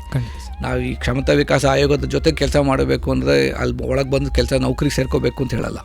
ಆದ್ರೆ ಒಬ್ಬ ಪ್ರಜೆಯಾಗಿ ನನ್ನ ರಾಷ್ಟ್ರ ಬೆಳಿಲಿಕ್ಕೆ ಏನ್ ಮಾಡಬೇಕು, ನನ್ನ ಕ್ಷಮತೆಗಳನ್ನು ಬೆಳೆಸ್ಕೊಂಡು ಅದನ್ನ ಮಾಡಿದ್ರೆ ಅದೇ ದೊಡ್ಡ ಕೊಡುಗೆ. ಹೌದು ಹೌದು ಸರ್, ತಾವು ಅವಾಗಿಂದನೂ ಕೂಡ ಮಾತನಾಡ್ತಾ ಹೇಳಿದ್ರಿ, ಅಂದರೆ ತುಂಬ ಬದಲಾಗ್ತಾ ಇದೆ ವ್ಯವಸ್ಥೆಗಳು. ನಾವು ಬ್ರಿಟಿಷರ ಕಾಲದಲ್ಲಿ ಇದ್ದಂತಹ ವ್ಯವಸ್ಥೆಗಳಿಗೂ ಈ 75 ವರ್ಷದಲ್ಲೂ ಕೂಡ ಹಲವಾರು ರೀತಿಯ ಒಂದು ವ್ಯವಸ್ಥೆಗಳು ಬದಲಾಗ್ತಾ ಇದೆ ಅಂತ ಹೇಳಿದ್ರಿ. ಸೊ ಅದೇ ರೀತಿ ಈ ಒಂದು ಸರ್ಕಾರಿ ವ್ಯವಸ್ಥೆಗಳು ಕೂಡ ಬದಲಾಗ್ತಾ ಇದೆ. ಸೊ ಅದರಂತೆ ಒಂದು ಸಾಮಾನ್ಯ ನಾಗರಿಕರಿರ್ಬೋದು ಅಥವಾ ಸರ್ಕಾರಿ ನೌಕರರ ಜೊತೆ ಒಂದು ಸ್ಪಂದಿಸುವ ಒಂದು ಸೂಕ್ತ ವಿಧಾನ ಇನ್ನು ಮುಂದೆ ಹೇಗಿರಬೇಕು, ಜೊತೆಗೆ ಸರ್ಕಾರ ಮತ್ತು ಜನಸಾಮಾನ್ಯರ ನಡುವಿನ ಒಂದು ಕರ್ತವ್ಯಗಳನ್ನು ಇನ್ನೂ ಉತ್ತಮಗೊಳಿಸುವುದು ಹೇಗೆ ಸರ್? ಮೊದಲನೇ ಹೆಜ್ಜೆ ನಾನು ಹೇಳೋದು ಸಾರ್ವಜನಿಕರಲ್ಲಿ ನನ್ನ ಕೋರುವಿಕೆ. ಸರ್ಕಾರದಲ್ಲಿ ಕೆಲಸ ಮಾಡುವಂಥ ಅಧಿಕಾರಿಗಳಲ್ಲೂ ನನ್ನ ಕೋರುವಿಕೆ. ಅಧಿಕಾರಿ ಅನ್ನೋ ಪದವನ್ನೇ ಬಿಟ್ಬಿಡ್ಬೇಕು. ನಮಗೆಲ್ಲರೂ ಅಧಿಕಾರಿಗಳೇ. ಹೌದು. ನಮ್ಗೆಲ್ಲರಿಗೂ ಇರೋ ಅಧಿಕಾರ ರಾಷ್ಟ್ರ ನಿರ್ಮಾಣ. ಹ್ಮ್. ರಾಷ್ಟ್ರ ನಿರ್ಮಾಣಕ್ಕೆ ಮಾತ್ರ ನಮ್ಗೆ ಅಧಿಕಾರ ಇರೋದು. ಹಾ. ಅಧಿಕಾರ ಚಲಾಯಿಸ್ಲಿಕ್ಕೆಲ್ಲ ನಮ್ಗೆ ಅಧಿಕಾರ ಇರೋದು. ಹಾ. ನಾವು ಸಾರ್ವಜನಿಕ ಸೇವಕರು. ಈಗ ಪ್ರಧಾನಿಗಳು ನಾನು ಪ್ರಧಾನ ಸೇವಕ ಅಂತಲೇ ಕರ್ಕೊಂತಾರೆ. ಹೌದು ಹೌದು. ಆದರೆ ಸರ್ಕಾರದಲ್ಲಿ ಕೆಲಸ ಮಾಡೋ ಪ್ರತಿಯೊಬ್ಬರು ಆ ಒಂದು ಸೇವಾ ಮನೋಭಾವನೆಯಿಂದ ಕೆಲಸ ಮಾಡುವಂಥದ್ದು. ಸ್ವಾಮಿ ವಿವೇಕಾನಂದರು ನಮ್ಮ ದೇಶಕ್ಕೆ 2 ಆದರ್ಶಗಳಿರಬೇಕು ಅಂತ ಕರೆ ಕೊಟ್ಟರು. ಹ್ಮ್. ಒಂದು ತ್ಯಾಗ, ಮತ್ತೊಂದು ಸೇವೆ. ಸೇವೆ. ಈ ಅಲ್ಪ ಶಾರೀರಿಕ ಹಾಗೂ ಮಾನಸಿಕ ಸಂತೋಷಗಳನ್ನು ತ್ಯಾಗಿಸುವಂಥ ಮನೋಭಾವನೆಯಿಂದ ಹ್ಮ್. ಕರ್ಮಯೋಗದಲ್ಲಿ ತೊಡಗಿಸ್ಕೋಬೇಕು ಅನ್ನೋ ದೃಷ್ಟಿಕೋನದಿಂದ ಹ್ಮ್. ರಾಷ್ಟ್ರಕ್ಕೋಸ್ಕರ ದುಡಿಬೇಕು, ಸೇವೆ ಮಾಡಬೇಕು ಅನ್ನೋ ಒಂದು ಭಾವನೆಯಿಂದ ಸರ್ಕಾರದ ವ್ಯವಸ್ಥೆ ಕೆಲಸ ಮಾಡಬೇಕು. ಹ್ಮ್. ಅದ್ರ ಜೊತೆಗೆ ಜನಕೇಂದ್ರಿತವಾಗಿರಬೇಕಿದ್ರೆ ಜನಗಳಿಗೋಸ್ಕರನೇ ನಾವು ಇದ್ದೀವಿ ಅನ್ನೋ ಭಾವನೆಯಿಂದ ಕೆಲಸ ಮಾಡುವಂಥದ್ದು. ಹ್ಮ್. ಹ್ಮ್. ಬಟ್ ಅಷ್ಟು ಸಾಲದು. ಜನಗಳಲ್ಲೂ ಕೂಡ ಸರ್ಕಾರ ಬೇರೆ, ನಾನು ಬೇರೆ ಅನ್ನೋ ಭಾವನೆಯಲ್ಲಿ ಇರೋದಕ್ಕಿಂತ ಹ್ಮ್. ನನಗೆ ಸರ್ಕಾರದ ಮೇಲೆ ಸಿಟ್ಟು ಬಂದಾಗ ಬಸ್ಸಿಗೆ ಬೆಂಕಿ ಹಚ್ಬೋದು, ಹ್ಮ್. ಸರ್ಕಾರಿ ವ್ಯವಸ್ಥೆ ಮೇಲೆ ಕಲ್ಲು ಹೊಡಿಬೋದು ಅಂತ ಒಂದು ಮೂಢನಂಬಿಕೆ ಹಾಗೂ ಒಂದು ತಪ್ಪಾದ ಕಲ್ಪನೆಯಲ್ಲಿದ್ದಾರೆ. ಸರ್ಕಾರಿ ಆಸ್ತಿ ನನ್ನ ಆಸ್ತಿ, ನನ್ನ ದೇಶದ ಆಸ್ತಿ, ಹೌದು. ಸಾರ್ವಜನಿಕರ ಆಸ್ತಿಯನ್ನು ಸಾರ್ವಜನಿಕರು ಅಂದ ಕೂಡ ನಾನು ಅದ್ರಲ್ಲಿ ಭಾಗಿಯಾಗಿದ್ದೀನಿ. ಹಾ. ಸಹಭಾಗಿತ್ವದಲ್ಲಿ ಸರ್ಕಾರ ಜೊತೆ ಕೈ ಜೋಡಿಸಿ ಕೆಲಸ ಮಾಡಬೇಕು. ಹ್ಮ್. ಹ್ಮ್. ಸರ್ಕಾರ ಹಾಗೂ ಪ್ರಜೆ ಇವರ ಮಧ್ಯೆ ಇರ್ತಕ್ಕಂಥ ಈ ಒಂದು ಗೋಡೆ ಅಂತ ಏನಿದೆ, ಆ ಗೋಡೆಯನ್ನು ಇಬ್ಬರೂ ಸೇರಿ ಮುರಿಬೇಕು. ಹೌದು. ಬರೀ ಸರ್ಕಾರ ಮುರಿಯುತ್ತೆ ಅಂತಲ್ಲ, ಸರ್ಕಾರ ಮುರಿಲಿಕ್ಕೆ ಹೊರಟಿದೆ. ಹ್ಮ್. ಹ್ಮ್. ಈಗ ನಾವು ಅದನ್ನು ಭೇದದ ಭಾವನೆಯನ್ನು ಬೆಳೆಸದೆ ಹ್ಮ್. ನಾವೆಲ್ಲ ಒಂದು ಒಟ್ಟುಗೂಡಿ ಶ್ರಮಿಸಬೇಕು ಅನ್ನೋ ಭಾವನೆಯಿಂದ ಹ್ಮ್. ಸರ್ಕಾರ ಜೊತೆ ಕೈ ಜೋಡಿಸುವ ಒಂದು ಹಿನ್ನೆಲೆಯಲ್ಲಿ ಹ್ಮ್. ಈ ಜನಭಾಗಿದಾರಿಯ ಕರೆ ಏನು ಪ್ರಧಾನಿ ಕೊಟ್ಟಿದ್ದಾರೆ ಹ್ಮ್. ಅದನ್ನು ಜೀವಿಸುವಂಥ ಪ್ರಯತ್ನ ಮಾಡಿ ಎಲ್ಲರೂ ಕೆಲಸ ಮಾಡಬೇಕು. ಹ್ಮ್. ಇದು ಬಹುಶಃ ಮಿಷನ್ ಕರ್ಮಯೋಗಿ ಸಂದೇಶ ಅಂದರೆ ಹ್ಮ್. ಪ್ರಧಾನಿಯವರ ಸಂದೇಶ. ಹ್ಮ್. ಹ್ಮ್. ಈ ರಾಷ್ಟ್ರಕ್ಕೆ ಬೇಕಿರೋದು ಟೀಮ್ ಇಂಡಿಯಾ. ಹೌದು. ನವಭಾರತ ಕಟ್ಟಲಿಕ್ಕೆ ಒಂದು ನವ ತಂಡ ಬೇಕು. ಹ್ಮ್. ಈ ತಂಡದಲ್ಲಿ ಪ್ರತಿಯೊಬ್ಬರು ಭಾಗಿದಾರರೇ, ಹ್ಮ್. ರಾಷ್ಟ್ರದಲ್ಲಿ ನಾವೆಲ್ಲರೂ ಭಾಗಿದಾರರೇ. ಆ ಒಂದು ಕಲ್ಪನೆಯಲ್ಲಿ ಕೆಲಸ ಮಾಡೋಣ. ಕೊನೆಯದಾಗಿ ಈ ಒಂದು ವಿಷಯಕ್ಕೆ ಸಂಬಂಧಪಟ್ಟಂತೆ ಈ ಒಂದು ಆಜಾದಿ ಕಾ ಅಮೃತ್ ಮಹೋತ್ಸವದ ಪ್ರಯುಕ್ತ ಒಂದು ನಾಡಿನ ಸಮಸ್ತ ಬಂಧುಗಳಿಗೆ ನಿಮ್ಮ ಒಂದು ವಿಶೇಷ ಸಂದೇಶವನ್ನು ತಾವು ಹಂಚ್ಕೊಳ್ಬೋದು ಸರ್?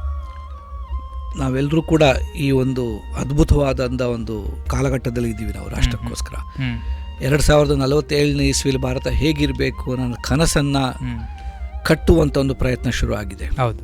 2047ನೇ ಇಸ್ವಿಯಲ್ಲಿ ಬಹುಶಃ ಇಡೀ ಪ್ರಪಂಚದಲ್ಲೇ ಅದ್ಭುತವಾದ ರಾಷ್ಟ್ರ ನಮ್ದಾಗಿರಬೇಕು.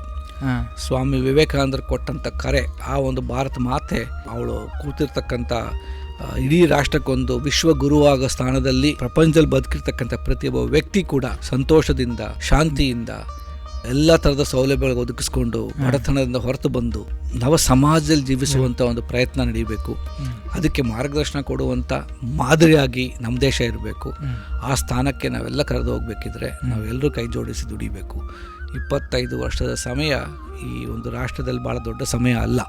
ಆದರೆ ನಮ್ಮ ದೇಶಕ್ಕೆ ಇವತ್ತು ಹೆಚ್ಚು ಕಡಿಮೆ ಹತ್ತತ್ರ 75% ಜಾಸ್ತಿ 40 ವಯಸ್ಸಿನ ಕೆಳಪಟ್ಟವರೇ ಇರುವುದರಿಂದ ಇದೊಂದು ಸುವರ್ಣಾವಕಾಶ. ನಮಗೆ ಇನ್ಯಾವ ರಾಷ್ಟ್ರಕ್ಕೂ ಈ ಸುವರ್ಣಾವಕಾಶ ಸಿಗೋದಿಲ್ಲ. ಯೌವನ ಭಾರತ, ನವ ಭಾರತ ನಿರ್ಮಾಣದಲ್ಲಿ ತೊಡಗಿಸ್ಕೊಂಡು ಇಡೀ ರಾಷ್ಟ್ರಕ್ಕೆ ಆದರ್ಶ ಮಾದರಿ ಆಗಬೇಕು. ಇದು ಕೇವಲ ಒಬ್ಬರಿಬ್ಬಂದಾಗುವಂಥ ಕೆಲಸ ಎಲ್ಲ, ಎಲ್ಲರೂ ಕೈ ಜೋಡಿಸಿ ಮಾಡುವಂಥ ಕೆಲಸ. ತುಂಬ ಧನ್ಯವಾದಗಳು ಸರ್. ತಾವು ಇದುವರೆಗೂ ನಮ್ಮ ಈ ಒಂದು ಬಾನುಲಿ ಕೇಂದ್ರದ ಕಾರ್ಯಕ್ರಮದಲ್ಲಿ ಭಾಗವಹಿಸಿ ಈ ಒಂದು ಮಿಷನ್ ಕರ್ಮಯೋಗಿ ಕುರಿತು ಸಾಕಷ್ಟು ವಿಚಾರಗಳನ್ನು ನಮ್ಮ ಸಮುದಾಯಕ್ಕೆ ಒಂದು ತಲುಪುವ ನಿಟ್ಟಿನಲ್ಲಿ ತಾವು ಭಾಜನರಾಗಿದ್ದಾರೆ ಅಂತ ಹೇಳ್ತಾ ನಮ್ಮ ಎಲ್ಲ ಸಮುದಾಯ ಬಾನುಲಿ ಕೇಂದ್ರಗಳ ಪರವಾಗಿ ತಮಗೆ ತುಂಬ ಹೃದಯದ ಧನ್ಯವಾದಗಳನ್ನು ತಿಳಿಸ್ತಾ ಇದ್ದೀನಿ ಸರ್. ನಮಸ್ಕಾರ. ಭಾಳ ಸಂತೋಷ ಆಯಿತು. ಇಡೀ ಕರ್ನಾಟಕದಲ್ಲಿ ಒಂದು ಅದ್ಭುತವಾದಂಥ ವ್ಯವಸ್ಥೆ ಶುರುವಾದ ಆಗಬೇಕು. ಎಲ್ಲ ಈ ಬಾನುಲಿ ಕೇಂದ್ರಗಳು ಬಹಳ ಮುಖ್ಯವಾಗಿ ಈ ಒಂದು ಸಮುದಾಯಕ್ಕೆ ಬೇಕಿರತಕ್ಕಂಥ ವಿಚಾರಗಳನ್ನು ಸಮುದಾಯಕ್ಕೆ ಮುಟ್ಟುವ ರೀತಿಯಲ್ಲಿ ಒಂದು ಕೆಲಸ ಮಾಡ್ತಿರೋದು ಭಾಳ ಸಂತೋಷ. ಎಲ್ಲರಿಗೂ ನನ್ನ ವಂದನೆಗಳು. ನಮಸ್ತೆ. ಧನ್ಯವಾದಗಳು ಸರ್. ಪ್ರಿಯ ಕೇಳುಗರೆ, ಇದುವರೆಗೂ ಆಜಾದಿ ಕಾ ಅಮೃತ್ ಮಹೋತ್ಸವದ ಪ್ರಯುಕ್ತ ಮಿಷನ್ ಕರ್ಮಯೋಗಿಯ ಕುರಿತು ಇದುವರೆಗೂ ನಮ್ಮ ಜೊತೆ ಕಾರ್ಯಕ್ರಮದಲ್ಲಿ ಮಾತನಾಡಿದವರು ಭಾರತ ಸರ್ಕಾರದ ಕ್ಷಮತಾ ವಿಕಾಸ ಆಯೋಗದ ಮಾನವ ಸಂಪನ್ಮೂಲ ಸದಸ್ಯರು ಮತ್ತು ಸ್ವಾಮಿ ವಿವೇಕಾನಂದ ಯೂತ್ ಮೂವ್ಮೆಂಟ್ ಹಾಗೂ ಗ್ರಾಮ್ ಸಂಸ್ಥೆಗಳ ಸಂಸ್ಥಾಪಕರು ಆದ ಡಾಕ್ಟರ್ ಆರ್ ಬಾಲಸುಬ್ರಹ್ಮಣ್ಯಂ ಸರ್ ಅವರು. ಇದು ಇವತ್ತಿನ ವಿಶೇಷ ಸಂದರ್ಶನ ಕಾರ್ಯಕ್ರಮ. ಮತ್ತೊಮ್ಮೆ ಮತ್ತೊಂದು ಕಾರ್ಯಕ್ರಮದಲ್ಲಿ ಭೇಟಿಯಾಗೋಣ. ನಮಸ್ಕಾರ. ಕೇಳುಗರೆ, ಇದುವರೆಗೂ ಆಜಾದಿ ಕಾ ಅಮೃತ್ ಮಹೋತ್ಸವದ ಪ್ರಯುಕ್ತ ಮಿಷನ್ ಕರ್ಮಯೋಗಿಯ ಕುರಿತು ಇದುವರೆಗೂ ನಮ್ಮ ಜೊತೆ ಕಾರ್ಯಕ್ರಮದಲ್ಲಿ ಮಾತನಾಡಿದವರು ಭಾರತ ಸರ್ಕಾರದ ಕ್ಷಮತಾ ವಿಕಾಸ ಆಯೋಗದ ಮಾನವ ಸಂಪನ್ಮೂಲ ಸದಸ್ಯರು ಮತ್ತು ಸ್ವಾಮಿ ವಿವೇಕಾನಂದ ಯೂತ್ ಮೂವ್ಮೆಂಟ್ ಹಾಗೂ ಗ್ರಾಮ್ ಸಂಸ್ಥೆಗಳ ಸಂಸ್ಥಾಪಕರು ಆದ ಡಾಕ್ಟರ್ ಆರ್ ಬಾಲಸುಬ್ರಹ್ಮಣ್ಯಂ ಸರ್ ಅವರು. ಇದು ಇವತ್ತಿನ ವಿಶೇಷ ಸಂದರ್ಶನ ಕಾರ್ಯಕ್ರಮ. ಈ ಕಾರ್ಯಕ್ರಮವನ್ನು ಪ್ರಸಾರ ಮಾಡಿದಂತಹ ಕರ್ನಾಟಕದ ಸಮುದಾಯ ಬಾನುಲಿ ಕೇಂದ್ರಗಳಾದ ರೇಡಿಯೋ ಮಣಿಪಾಲ್, ಬೆಳಗಾವಿಯ ವೇಣುಧ್ವನಿ, ಪುತ್ತೂರಿನ ರೇಡಿಯೋ ಪಾಂಚಜನ್ಯ, ಸರಗೂರಿನ ಜನಧ್ವನಿ, ರೇಡಿಯೋ ಶಿವಮೊಗ್ಗ, ಕಲಬುರಗಿಯ ಅಂತರ್ವಾಣಿ, ಬಾಗಲಕೋಟೆಯ ಬೇಹಿಸಿ ಧ್ವನಿ, ಉಜಿರಿಯ ರೇಡಿಯೋ ನೀನಾದ, ಮೈಸೂರಿನ JSS ರೇಡಿಯೋ, ಬೆಂಗಳೂರಿನ ನೆಲಧ್ವನಿ, ಮೈಸೂರಿನ ಜ್ಞಾನಧ್ವನಿ, ಕೋಲಾರದ ನಮ್ಮ ಧ್ವನಿ ಹಾಗೂ ಹುಬ್ಬಳ್ಳಿಯ KLE ಧ್ವನಿ ಎಲ್ಲ ಸಮುದಾಯ ಬಾನುಲಿ ಕೇಂದ್ರಗಳ ಮುಖ್ಯಸ್ಥರಿಗೆ ಹಾಗೂ ಕಾರ್ಯಕ್ರಮ ವ್ಯವಸ್ಥಾಪಕರಿಗೆ ಜನಧ್ವನಿ ಸಮುದಾಯ ಬಾನುಲಿ ಕೇಂದ್ರದ ಪರವಾಗಿ ಅಭಿನಂದನೆಗಳನ್ನು ಸಲ್ಲಿಸುತ್ತಾ ಎಲ್ಲರಿಗೂ ಮತ್ತೊಮ್ಮೆ 76ನೇ ಸ್ವಾತಂತ್ರ್ಯ ದಿನಾಚರಣೆಯ ಶುಭಾಶಯಗಳನ್ನು ಕೋರುತ್ತಾ ಇವತ್ತಿನ ಕಾರ್ಯಕ್ರಮವನ್ನು ಮುಗಿಸುತ್ತಿದ್ದೇನೆ. ಮತ್ತೆ ಮತ್ತೊಂದು ಕಾರ್ಯಕ್ರಮದಲ್ಲಿ ಭೇಟಿಯಾಗೋಣ. ನಮಸ್ಕಾರ.